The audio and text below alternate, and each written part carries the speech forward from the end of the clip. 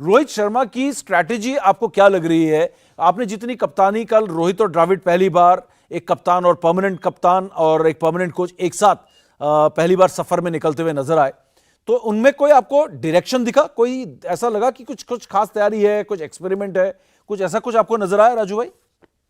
देखिए समीर साहब, सबसे बड़ी बात है, पिछले एपिसोड में बात करते हैं द्रविड़ साहब की कोचिंग के बारे में। द्रविड़ साहब इतने एक्सपीरियंस है, इतने साल इंडिया में खेले, इतने साल, इतने उनको वॉल ऑफ द इंडिया कहा जाता था, वॉल ऑफ इंडिया कहा जाता था। दूसरा क्या है कि मैंने आपसे कहा था, अभी उनके पास भी नया चैलेंज है। आप देखिए, उन्होंने नई टीम के साथ खेले कल, कितने लड़के जो और नहीं खेल रहे थे, क्योंकि जैसा भी हो, और इंटरनेशनल क्रिकेट है, लेकिन ट्यूनिंग बैठ जाए। आप देखिए, द्रविड़, बड़ा सौभाग्य है कि रोहित शर्मा जैसा हमारे पास प्लेयर है, राहुल द्रविड़ जैसे उनके कोच हैं, तो ये एक्सपीरियंस तो शेयर होगा ही। और कल बहुत अच्छी उनकी मॉनिटरिंग दिखी मुझे, उनका बड़ा अच्छा प्लानिंग चली, जो उन्होंने प्लान किया वो एग्जीक्यूट हुआ। तो द्रविड़ तो खैर जीनियस ही है। देखिए, आपने एनसीए जब वो अंडर 19 के लास्ट ईयर जब कोच थे, तभी इंडिया वर्ल्ड कप जीती थी। तो ये एक्सपीरियंस धीरे धीरे आ रहा है, और नई टीम के साथ कैसे खेलना है, कैसे खेलना है, वो स्ट्रेटेजी तो बनाते हैं। तो ये अच्छा है, और रोहित शर्मा को बहुत अच्छा सीखने को भी मिलेगा उनके साथ काम करके। बिल्कुल। और खबर यह भी आ रही थी कि रोहित शर्मा जो थे, ईशान किशन को ओपनर के तौर पर खिलाना चाहते थे। हालांकि बता रहे थे कि शायद द्रविड़ को यह था कि शायद मयंक अग्रवाल को मैं ओपनर के तौर पर खिलाना चाहता हूं।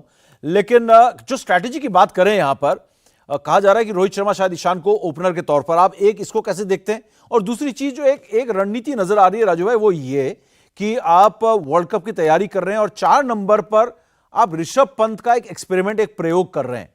तो इस प्रयोग को आप कैसे देखते हैं? और क्या ईशान किशन और मयंक अग्रवाल, मान लेते हैं केएल राहुल अगले मैच में नहीं खेलते, मान लेते हैं, हालांकि वो आ रहे हैं, उस पर मैं अलग से जाऊंगा, अगर आपके पास ईशान किशन और मयंक अग्रवाल का ऑप्शन है, तो आप किस ओपनर के साथ जाएंगे और क्यों जाएंगे? देखिए, अगर मेरे पास ऑप्शन आएगी तो मैं ईशान किशन के साथ जाऊंगा। ईशान किशन एक्चुअल में क्या है कि देखो, आप जब रोहित शर्मा ओपन कर रहे तो राइट हैंडर बैट्समैन है, Ishan Kishan left hander batsman है, तो बॉलिंग सेट होने में टाइम लगता है। अगर मयंक अग्रवाल की बात करें तो वो भी राइट हैंडर बैट्समैन है। तो क्या होता है कि बॉलर जल्दी एडजस्ट कर लेता है अपने को, दोनों राइट हैंडर बैट्समैन पर। लेफ्टी और राइटी का कॉम्बिनेशन होगा तो फिर बॉलर की लाइन और लाइन चेंज करनी पड़ती है, फील्ड प्लेसमेंट चेंज करनी पड़ती है। और जो मैं देखता हूँ, मयंक अग्रवाल थोड़े शांत स्वभाव के, ईशान किशन थोड़ा उड़ा के खेलते, तो पावर प्ले को वो ज्यादा अच्छा यूज करेंगे। तो मैं अगर लेफ्टी को बोल दूंगा, क्योंकि जब भी हम भी कोचिंग में जब टीम बनाते हैं, अगर हमारे पास लेफ्ट हैंडर है और राइट हैंडर है, तो हम उसी को ही भेजते हैं कि लेफ्ट एंड राइटी का कॉम्बिनेशन चलता रहे। लेकिन राजू भाई, कल ईशान किशन तो ऐसा लगा जैसे बुखार आया हुआ है। मुझे ऐसा लगा कि प्रेशर में थे छाप छोड़ने की, वो उनको लग रहा था कि एक मौका मिला है और मैं कुछ करके जाऊं यहां पर, और वो प्रेशर कल ईशान किशन पर खूब दिखा। हाँ देखिए, जैसे जैसे बीच में फिर वो पहले खेले, उन्होंने रन भी बनाए थे, फिर ड्रॉप हुए, रेस्ट हुआ, ड्रॉप तो नहीं कहेंगे, रेस्ट कराया, अब फिर वापस आए। तो देखो, इस इंटरनेशनल क्रिकेट में चाहे जैसी मर्जी टीम हो, प्रेशर तो बैट्समैन पे रहेगा ही कि मुझे आज मौका मिला, और फिर वो इंडिया के लिए ओपन करे, कंट्री के लिए ओपन करे, तो थोड़ा प्रेशर माइंड में रहता है कि मैं आउट ना हो जाऊं। तो जिस हिसाब से वो खेल रहे थे, चला तो रहे थे बैट, लेकिन ठीक है, वो अब धीरे धीरे एक दो मैच, ऐसा तो नहीं है कि उनको एक मैच मिलेगा। अभी अगला भी चीज, अगर प्लेयर को ग्रूम करना है, एटलीस्ट को 2 या 3 मैच तो कंटिन्यू एक ही प्लेटफॉर्म पे खिलाना पड़ेगा।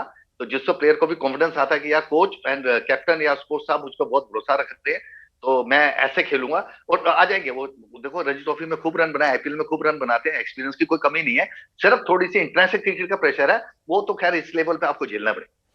चलिए, एक और जो गुत्थी यहां पर सुलझानी होगी यहां पर राजू भाई, राहुल द्रविड़ को, कोच साहब को, आप भी कोच हैं दिल्ली अंडर 19 अंडर 16 जेन के, बड़ा कोचिंग का, आईपीएल दिल्ली कैपिटल्स के साथ भी आप लगातार, दिल्ली डेयर डेविल्स हुआ करती थी, हाल में दिल्ली कैपिटल्स में तब्दील हो गई टीम। तो एक और गुत्थी जो सुलझानी होगी राजू भाई, वो ये है कि आपके रेगुलर ओपनर्स तो फिट हैं, शिखर धवन और रोहित शर्मा, और ऐसे में अगर आप देखें केएल राहुल वापस आते हैं, तो आप उनको मिडिल ऑर्डर में देखेंगे या ओपनर के तौर पे देखेंगे? तो किस तरीके से आप केएल राहुल के रोल को देखते हैं इस टीम में जब शिखर धवन की भी वापसी हो जाती है? देखिए, बात वही आ गई है कि लेफ्टी और राइटी का कॉम्बिनेशन, अगर शिखर धवन फिट है, वो खेलेंगे, वर्ल्ड कप खेलते हैं, तो अगर वो लेफ्टी हैं और अपने पास रोहित शर्मा राइटी हैं, तो फिर केएल राहुल को थोड़ा नीचे आना पड़ेगा। तो लेफ्टी राइटी के कॉम्बिनेशन अच्छा रहता है, क्योंकि मैं तो इसी को फेवर करूंगा। ऐसा तो नहीं, देखो शिखर धवन ने पीछे रन भी बनाए सारे, पर अच्छी फॉर्म में भी है, तो बिल्कुल लेफ्टी राइटी का कॉम्बिनेशन। बिल्कुल, क्योंकि राजू भाई आपके एक साथी हैं, दोस्त हैं, हमारे हिंदुस्तान के लिए खेले, बड़े जाने माने खिलाड़ी हैं, दिल्ली के, नाम है अजय जडेजा, है ना? तो जड्डू भाई हमारे बोल रहे थे एक इंटरव्यू में कि मैं जो आपके मुंह में मुस्कान आई है मैं समझ सकता हूँ। हमारे जड्डू भाई और राजू भाई बहुत बड़े अच्छे दोस्त हैं। है ना, सब ये दिल्ली में बड़ा एक जबरदस्त कैरेक्टर खिलाड़ियों में रहता है, जोश और जज्बा, और अजय जडेजा कोई उससे अलग नहीं है। तो उन्होंने कहा कि मैं केएल राहुल को ना ओपनर की तरह खिलाना चाहूंगा क्योंकि ये खिलाड़ी बड़ा टाइमिंग वाला खिलाड़ी है, इसलिए मैंने ये सवाल पूछा था। वो इंटरव्यू सुनने के बाद मुझे बड़ा अच्छा लगा ये कि मैंने ये सोच कि वो टाइमिंग करता है, बॉल को बड़े तेज नहीं मारता है, और एक बार स्टार्ट करता है तो बड़े बड़े रन्स बनाता है। तो मैं केएल को एज ए ओपनर ही देखता हूं। तो आपका क्या टेक है इसमें? नहीं तो देखो, टेक्निक अगर वो सीधे बैट से खेलते हैं, टाइम लेके खेलते हैं, तो इसका मतलब टेक्निकल साउंड है। लेकिन बात वो आती है कि अगर आपके पास लेफ्टी राइटी का कॉम्बिनेशन है तो आप लेफ्टी राइटी के साथ ही जाए। और क्योंकि अगर बाई चांस राइटी आउट होता है तो फिर हम राइटी को भेज सकते हैं, लेफ्टी आउट होता है तो हमारे ऑप्शन रहता है, क्योंकि हमने बॉलर को सेट नहीं होने देना उस स्टेज पे।